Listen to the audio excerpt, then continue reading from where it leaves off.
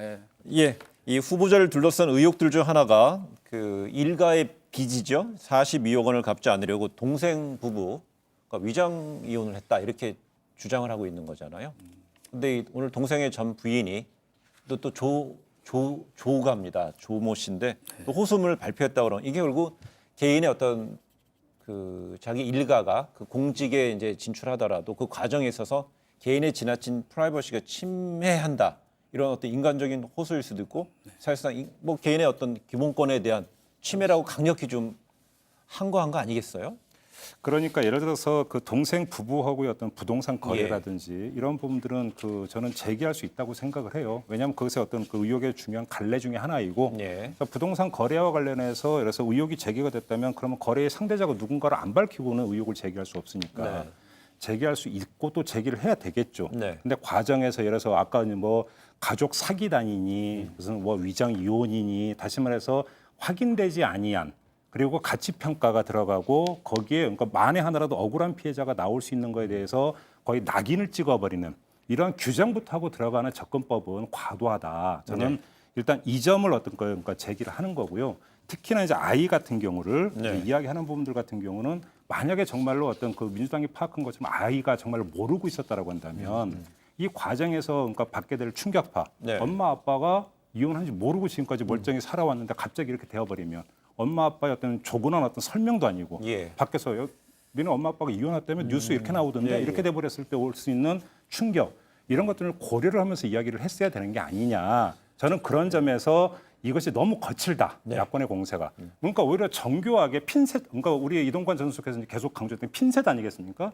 핀셋으로 의혹의 팩트만 집어서 딱딱딱 이야기해도 되는데 왜 자꾸 이렇게 무차별 난사를 하는지 오히려 그것이 정서적으로 반발을 불러올 수 있다는 점도 야권이 좀 알았으면 좋겠어요. 이전수석님, 그 사회 경험이 많으시잖아요. 인생 경험도 많으시고. 그때 주변에는 어떤 이혼한 이후에 어린 자녀들의 정서적인 충격을 감안해서 이런 사람들 많이 보셨나요? 아니 그거는 제가 보기엔 좀 납득하기가 어렵고요. 솔직히 우리가 지금 위장 이혼 이러니까 이걸 뭐 대단하게 생각하는데 위장 이혼이 별거 아니에요.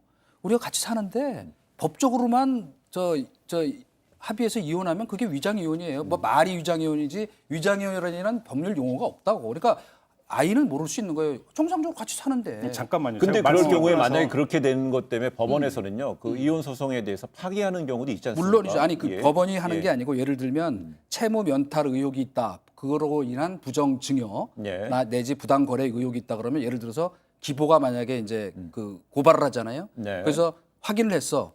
정상적으로 부부로 살고 있는데 이게 그런 경우도 많이 과거에 있었거든요. 급습해가지고 확인하고. 근데 그랬는데 그 법률적으로만 이혼하고 재산을 빼돌렸다 그러면은 그게 상당히 큰 중범죄예요. 제가 제기하는 문제는 법적으로는 3년 이하 징역. 이게 실제 이혼이 아니냐 이런 걸 좀 제기하는 게 아니라 만에 하나의 가능성을 얘기를 하는 거예요. 만약에 정말로 그 동생 부부가 이혼을 했는데 한번 가정을 해요. 만에 하나로 이혼을 했는데 위장 이혼이고 뭐 이렇게 만약에 지금 계속 공격을 합니다.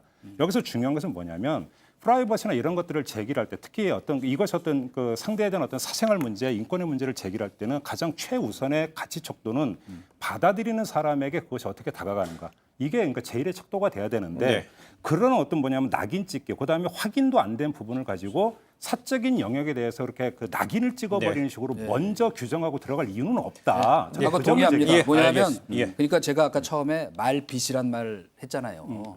그 지금까지 말하자면 이런 청문회 과정에서 뭐 저도 사실 그 청와대 일할 때 수도 없이 당했지만 그런 인격살인 같은 그 말하자면 언어 폭력이 뭐 지금 여권이 야당할 때 얼마나 대단했습니까? 근데 여기서 제가 하나만 딱 얘기하고 싶은 건 뭐냐면 우리 이 해명하신 그 진정성 저는 뭐 참 저도 참 약간 저릿하더라고요. 정말로 저 얼마나 괴롭겠나. 근데 그 해명 중에 그 시어머니가 그 빌라 살 돈 2억 7천만 원 지금 그것도 이제 의혹이 있잖아요. 그죠? 그걸 주셨다는 건지 시어머니 이름으로 그걸 사는데 자기 명을 빌려줬다는 건지 그게 불명확해서 그것도 앞으로는 조금 더 밝혀져야 할 부분인데 그 부분 해명이 약간 좀 굉장히 불명확한 부분은 조금 네, 알겠습니다.